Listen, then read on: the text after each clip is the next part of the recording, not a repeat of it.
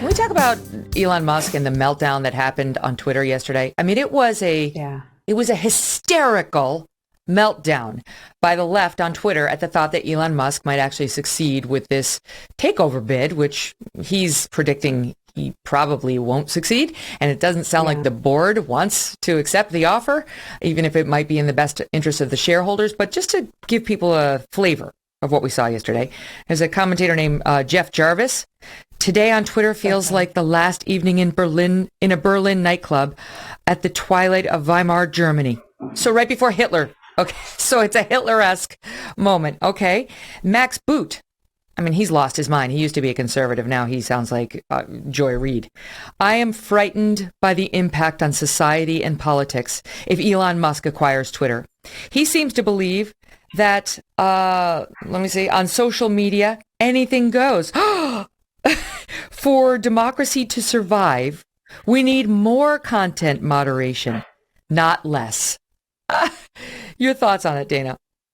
Well, I guess he's Space Hitler now. I mean, that's kind of what I'm walking away with. All these people are saying he's Space Hitler, and I guess he's going to just imprison everybody on the moon. This is crazy. And really, this is, I think, a huge digital battle that is I think, going to be a touchstone that we're all going to look back on for some time to come.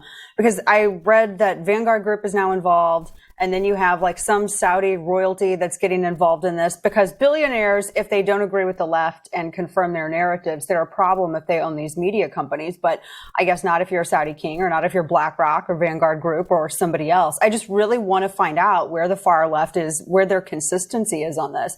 I think it's a great thing. I mean, we have people advocating against a guy buying a company because they don't want free speech. I mean, if you would have told me that this was going to be a debate 10 years ago, I wouldn't have believed you. I would have thought that this is just hyperbole. Nobody's going to actually, no, we're living it now. And the crazy thing is you don't have to be even on Twitter or use Twitter or even know what Twitter is, because there's such a tiny percentage of people that are actually on and active on Twitter. It's very different in terms of digital consumption from Facebook and Instagram. I mean, really, ultimately, it's where the commentariat goes to fight over narratives. It's where strategists are. It's where pundits are. Everyone else uses it as like some kind of marketing tool. I'm just a brat on there. I really don't do anything of value other than be a brat. I do nothing of value. But it's like you don't even really have to be on it and to be affected by it, because it's going to establish a precedent for how people are going to be handling this years to come. And it's also going to redefine this argument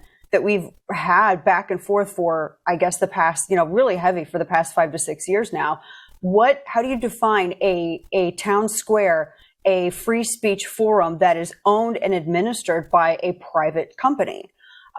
And what if that private company can act as an agent of the government? I mean, these are all questions that this is a brave new world. We've yet to define and figure out where those boundaries are. And I think Musk really made a good faith effort. I know Mark Cuban said that he was just kind of screwing with the SEC. I really don't think so. I mean, I think Musk, I think, kind of views himself as this sort of Howard Hughes, Tony Stark character, which is actually, I think, a pretty accurate characterization of who he is in culture. And he said he thinks that Twitter has great potential and he wants to unlock it. And the only way that you can do it is take it private. I agree with him. I think that's a great place for Twitter to go. But I can't believe, Megyn, that it's such a threat by, the people that you were citing here, Jeff Jarvis and Max Boot. And there was another guy who I remember called the police on some lady at Target over a toothbrush who was all upset and said, this is going to start World War III and get people killed if Musk does this, which is just crazy drama. But we're fighting over free speech. It's crazy. So I actually do think if Twitter, let's say Twitter went out of business, I actually think there's a good chance cancel culture would die. All cancellations start in Twitter. And I don't know that it's a net force for good, but let's assume it's not going away, though it hasn't been doing as well as it was a couple of years ago. Let's assume Elon somehow manages to buy it. Although we had Peter Schiff on the program yesterday, really smart guy when it comes to economics, saying he can't afford it. This isn't real. He doesn't have the money, even the richest man in the world. And he explained why. But anyway, if he were to buy it, I do think it would seriously impact our culture in a great way. To have more opinions freely expressed, to have more of an exchange, more conservatives engaging on that forum without fear, and just the ability to push back on these libs who own it now, and they know if you push back too hard, you're going to get silenced by the corporate bosses. to your point about the Saudis, this was a fascinating dynamic yesterday, because there's the billionaire Saudi prince, Alawid bin Talal Al Saud, who said, I'm going to vote to reject his offer. He's on the board of Twitter. He said, I'm going to vote to reject this offer. He doesn't think that the proposed offer comes close to the intrinsic value of Twitter, even though it's way above what it had been valued before, which was, I don't know. $10. Yeah, by a lot, right? One of the big firms valued it at $30 a share, and he's offering $54.20. Right. So Elon Musk responds, interesting. Just two questions, if I may. How much of Twitter does the kingdom own, directly and indirectly? And what are the kingdom's views on journalistic freedom of speech? Of course, these are the guys who killed Jamal Khashoggi, right? Washington Post reporter. So could you spare us your little lectures on what you think is the intrinsic value of this journalistic site or purportedly free speech site?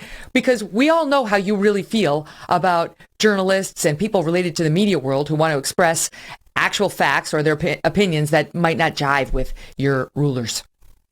Yeah, that was a great point that Musk made yesterday. And I think, what is it? He owns the Saudi prince owns, I think, like 5.2%. So he's a smaller shareholder. He can sit down. But that's a good point. So I guess does the left do they like the Saudis now? Right. Do they hate the Saudis? They prefer this guy to Elon? A daily briefing? Yeah, exactly right. And it's like, you would think they'd love Elon Musk because Tesla, it's like, hey. Well, they did. They're going to start hating electric vehicles now, well, at least particularly Tesla. And then now they're going to get interested in all the pollution I'm not against green. I just don't like being lectured to by people who think that, they're going to go to heaven over me because they got a green vehicle and that it's better for the environment. I mean, we've all seen the pictures of those kids in Congo hand mining for cobalt. And that, by the way, is very interesting. That's one of the firms that Hunter Biden facilitated the sale of to that communist Chinese company. So, I mean, it's a very dirty. Green is dirty. The whole green industry is very dirty. That's what nobody wants to talk about. So maybe the left will now, because of Elon Musk, start maybe wanting to talk about some of these truths.